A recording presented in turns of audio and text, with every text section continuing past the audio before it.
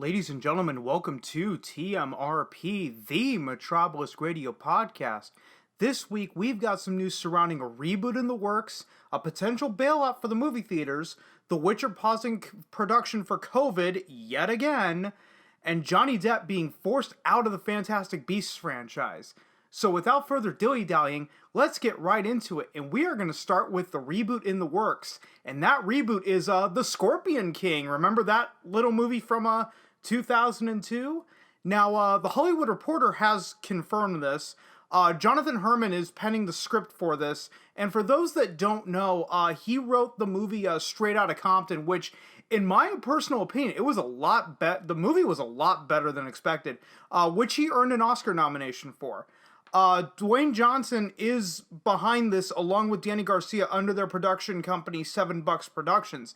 Now, it's important to note that Dwayne Johnson will not reprise the titular role of Matthias, aka the Scorpion King, but he may be in the movie in some other way, shape, or form, just as a nice little nod kind of thing.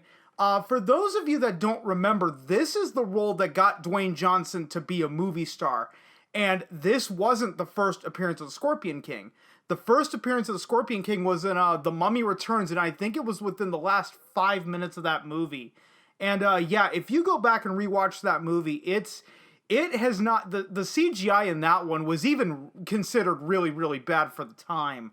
You know, it looked like, and I know I'm referencing an older upload, but Crazy Joe and I did an MCU ranking together, and he had made the comment that he felt that The Mummy Returns had a good budget for CGI in the beginning of the movie, but then as it went on, their budget was getting smaller and smaller. Where the Mummy, not the Mummy, the Scorpion King himself, basically looked worse than a PS2 era video game around that time. And The Mummy Returns came out in 2001 or 2002. It was one of those years. I can't remember specifically. And here's the sad part with regards to the Scorpion King. There are more Scorpion King movies than there are Mummy movies, if you think about it. With The Mummy, there was only 3 of them where the Scorpion King came from. You had The Mummy with Brendan Fraser and Rachel Weisz, the sequel, The Mummy Returns, which was the debut of Matthias, aka the Scorpion King, and The Mummy, Tomb of the Dragon Emperor. Right now, there are 5 Scorpion King movies. You have, obviously, The Scorpion King with The Rock. Then you had The Scorpion King 2, which was god-awful. Yes, I have seen it. You had The Scorpion King 3, and I don't remember the subtitles, but I do have all 5 of them for some reason. Scorpion King 4, and Scorpion King, and then the 5th one I think is called Scorpion King Book of Souls, came out just a few years ago.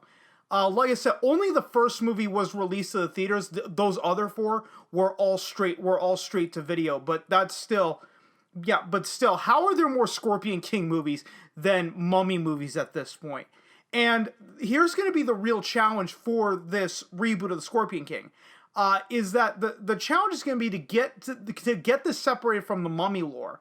Is the reboot going to tie into the Mummy movies with Brendan Fraser, or are they going to leave it behind at this point?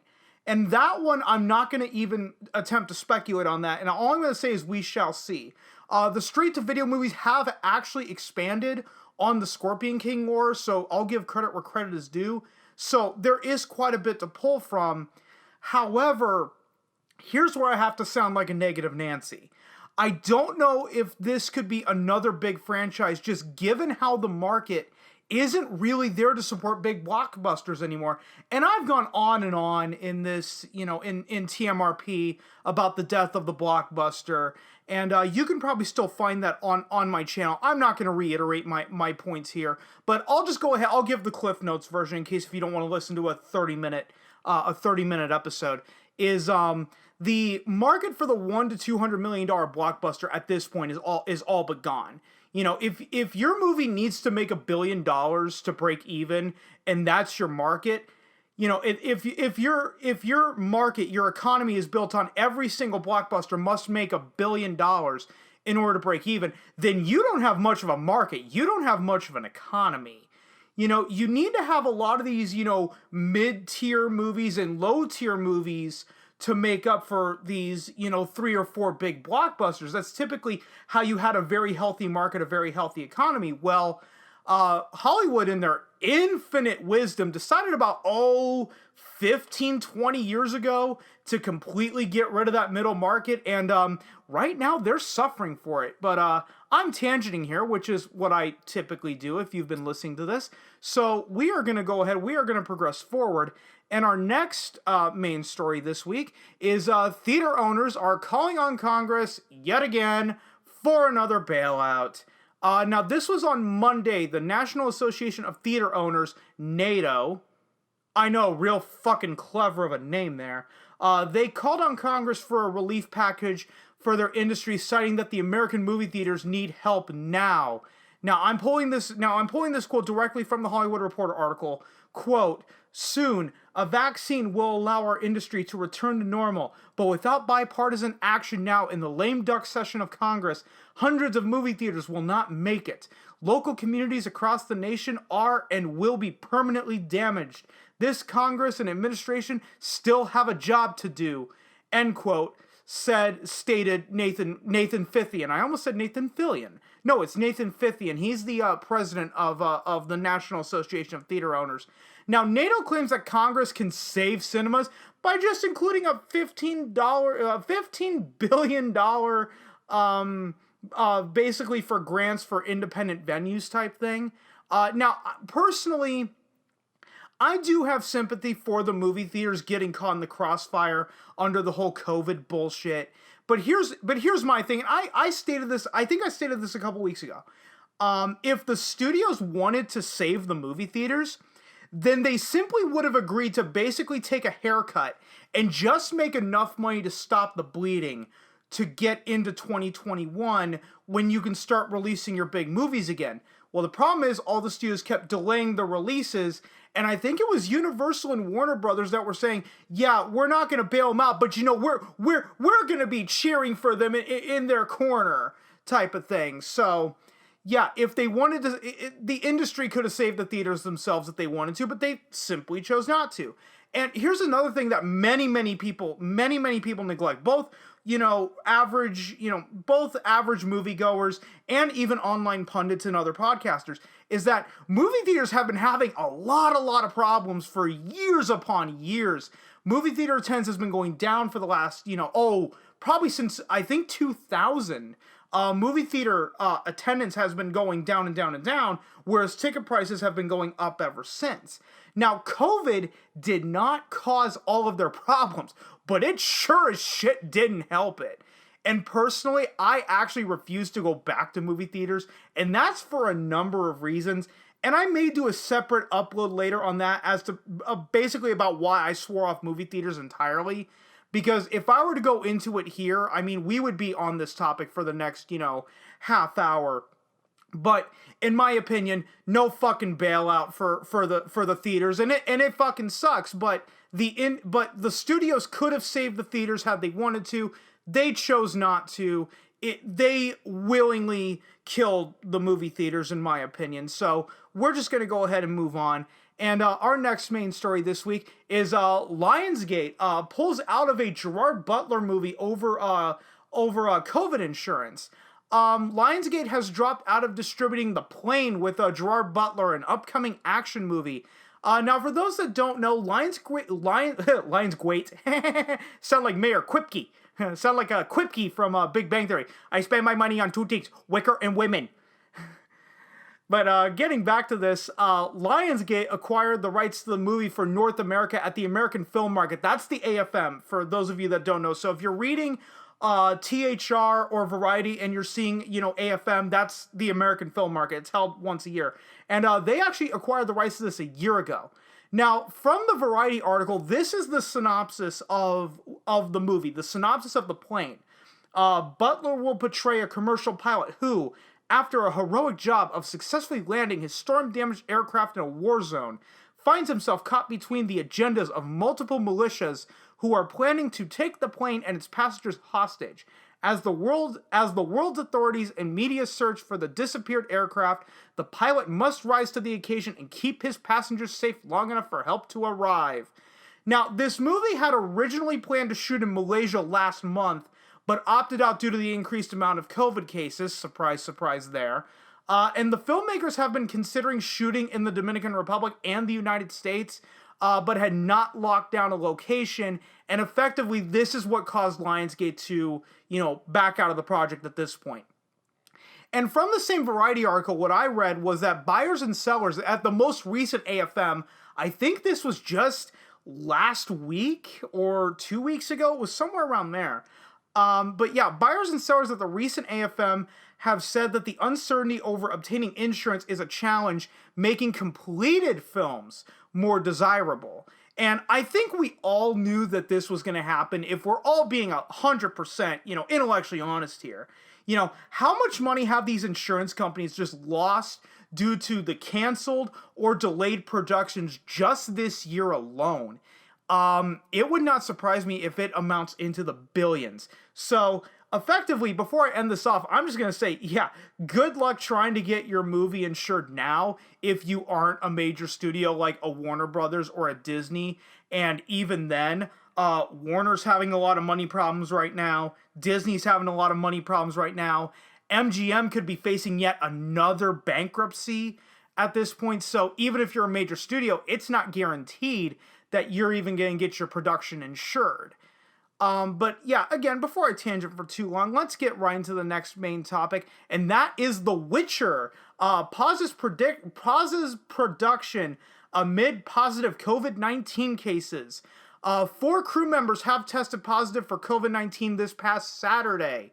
Netflix is going to now test everyone involved in the production, and they will resume once it has been deemed safe to do so. Now, as I stated in the beginning, this is not the first delay that they've done. The first delay came back in March after, and I am going to butcher the hell out of this guy's name. I have personally not seen The Witcher, but I do intend on watching at some point. Christopher Hivju tested positive. He's an actor on The Witcher. He tested positive, and production didn't resume until mid-August. So they've been going now for 3 months. And they've done that in accordance with the UK's COVID-19 filming protocols.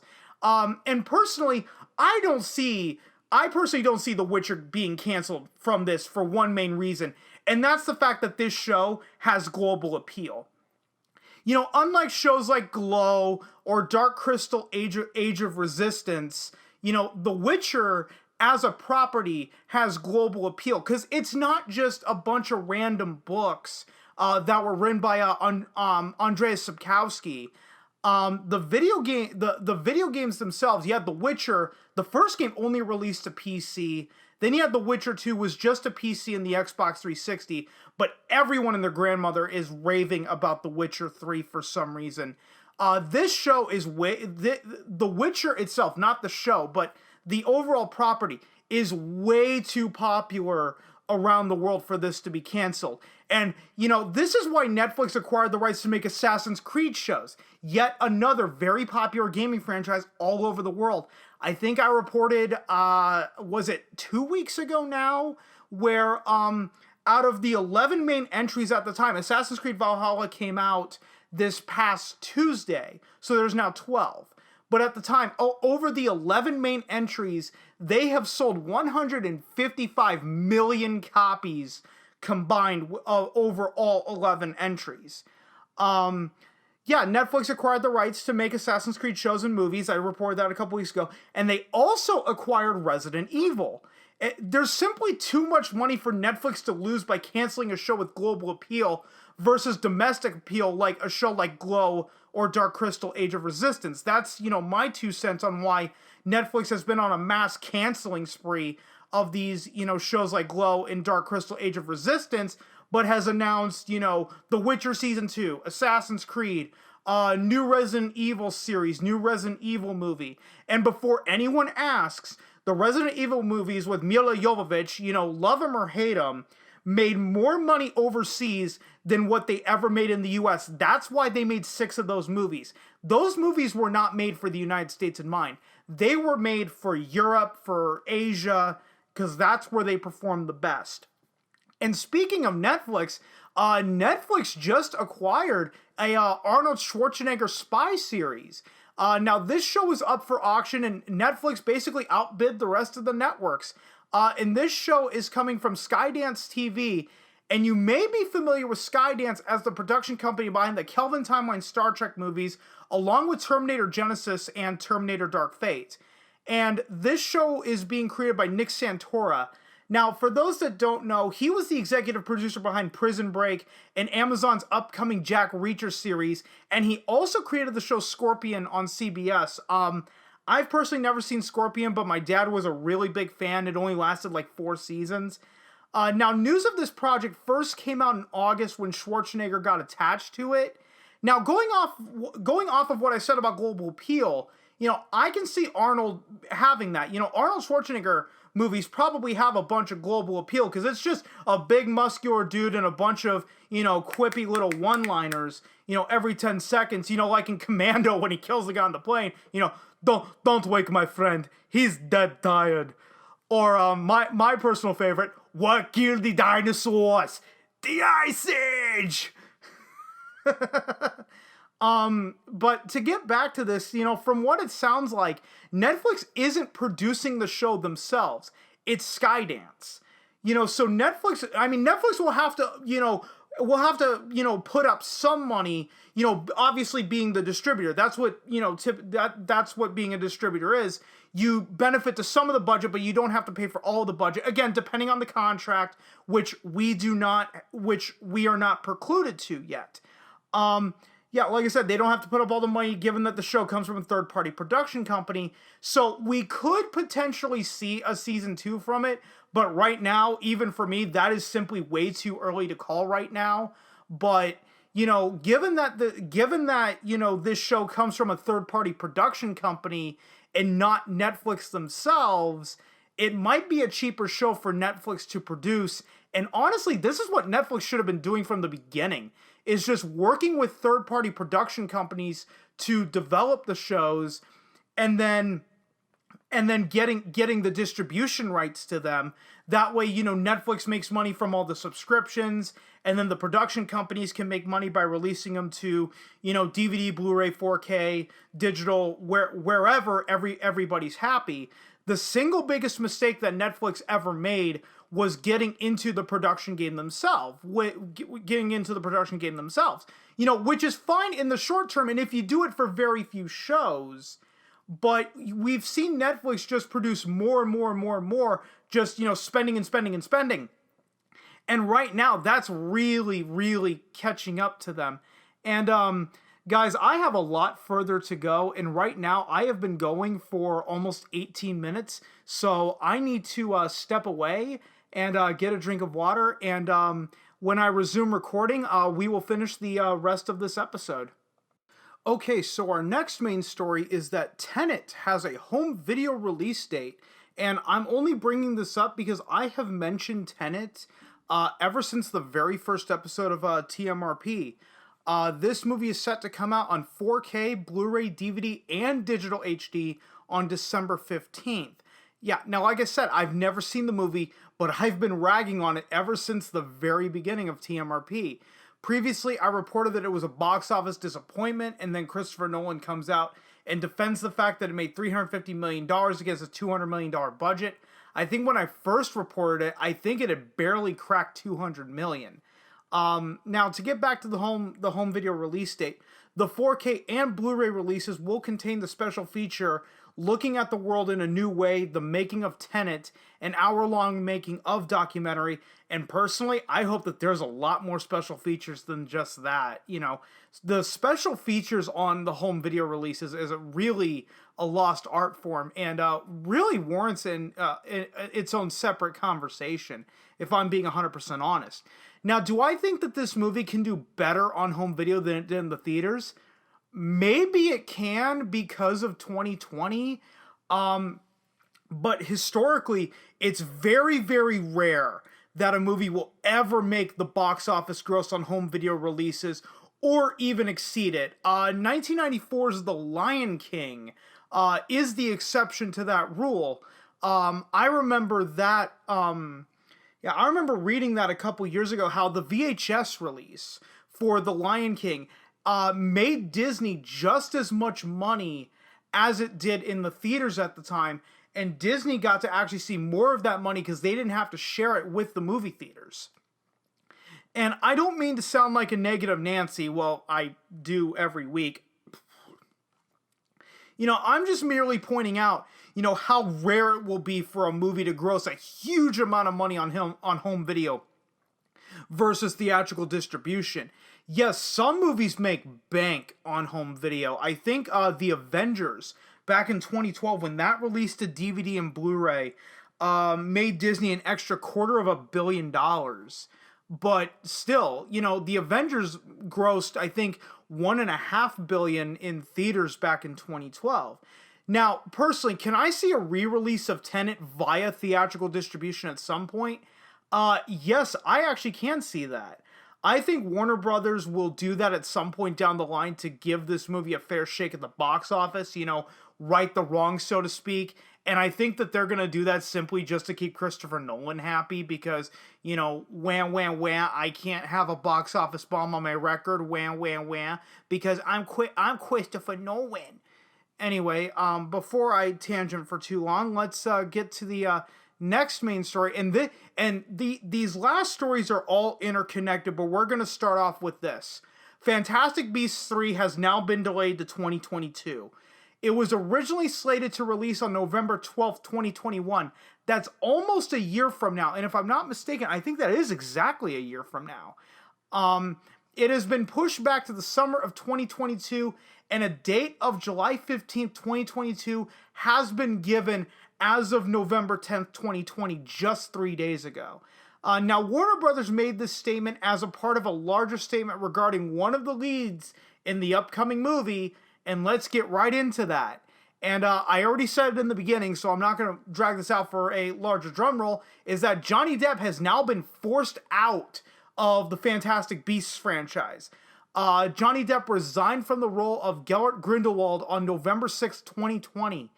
Johnny Depp said in an Instagram post, quote, "I wish to let you know that I have been asked to resign by Warner Brothers from my role as Grindelwald in Fantastic Beasts, and I have respected and agreed to that request." Now, as an important note, this comes just after he lost his libel suit against the British tabloid The Sun. He basically sued him for calling him a wife beater. On April 17, 2018, The Sun published an article with the headline reading, quote, "How can J.K. Rowling be genuinely happy casting wife-beater Johnny Depp in the new Fantastic Beasts film?" The judge dismissed the suit on Monday, this past Monday, finding that what the paper published was, quote-unquote, substantially true. Now, Warner Brothers offered a statement a couple days later, quote, "Johnny Depp will depart the Fantastic Beasts franchise. We thank Johnny for his work on the films to date. Fantastic Beasts 3 is currently in production, and the role of Gerard Grindelwald will be recast. The film will debut in theaters worldwide in the summer of 2022, end quote. Now, it was confirmed that Johnny Depp only filmed one scene for Fantastic Beasts 3, and it's believed that the studio wanted to avoid a PR nightmare, since the judge's ruling would make it easier for any publication to basically call him a wife beater, even though we all know that Amber Heard lied about that bullshit from the beginning, but, hey, that's neither here nor there. The irony is Warner Brothers still has to pay Johnny Depp's full salary on the movie, even though he only shot one scene. So in a way, he is getting the last laugh. And how he's doing this is Johnny Depp had a pay-or-play contract. Now, for those that don't know, many A-list actors actually have this contract. This contract requires that he be fully compensated no matter if the movie is even made. Basically, it doesn't matter if the movie gets shit-canned later on or if his role has been recast. Now, technically, he wasn't fired, but what would have happened had he refused to resign? We genuinely don't know. And that leads to the next big piece, and this comes, I think, a day or two later, is Mads Mikkelsen is in talks to replace Johnny Depp as Grindelwald. Now, again, reportedly, he is in talks to replace Johnny Depp as Grindelwald. Nothing is confirmed, but Mads Mikkelsen taking over the role wouldn't really surprise me at all. And really what this does is this really leads to the talk of double standards. Johnny Depp gets fired, yet Amber Heard is still going to be in Aquaman 2. And I know that there's some people out there, that are starting petitions to get Amber Heard fired from Aquaman 2, but in my opinion, they're not wrong, because hey, if you're going to force Johnny Depp to resign from the role of Grindelwald, why are you not doing the same thing to Amber Heard? Because wouldn't Amber Heard be just as big of a PR nightmare? Because, hey, she lied about Johnny Depp abusing him ever since, they started dating and even got married. And in fact, it later was revealed that she was actually the abuser. And also, remember this little gem? I think this happened a year ago. Was Ezra Miller allegedly shoved a woman to the ground, and yet he wasn't fired from the Flash movie at the time. Now, apparently, it originally was a joke that got taken out of context, but still, you have Amber Heard that is still going to be in Aquaman 2. You have Ezra Miller, where that was a fucking PR disaster. Oh my god, he shoved a woman to the ground, yet he wasn't fired from the Flash movie. So, why is Johnny Depp being treated differently than his ex-wife and Flash star Ezra Miller? Now, before I tangent for too long, I'm just going to end the episode here rather than drag this on and on longer than it needs to be. And I don't want to piss anyone off with my, political opinions, because the old adage is if you want to keep friends, there's three things you never discuss: money, politics, and religion. You avoid those three topics and you'll be just fine. So we're ending the episode here. If you would like to follow me, I do have a blog that is metropolisradio.blogspot.com. I do link to that in all of the videos, and I will link to that in the description of whatever platform you are either watching this on, or the show notes, depending on which platform you're listening to this on. If you want to follow me on social media, I am on Twitter with the Twitter handle @Metropolis. That is a capital M, lowercase e, T, R, capital O, lowercase b, E, L, I, S, K. If you cannot fucking stand Twitter, which I do not blame you, I am also over on Parler with the exact same handle, @Metropolis. And lastly, if you enjoyed the content that I produce, subscribe to the YouTube channel, subscribe to the BitChute channel. It's a small click for you, but for a small channel like mine, it does help out a lot. Like, comment, and share this around only if you want to. And that is going to do it for this week's episode of TMRP, the Metropolis Radio Podcast.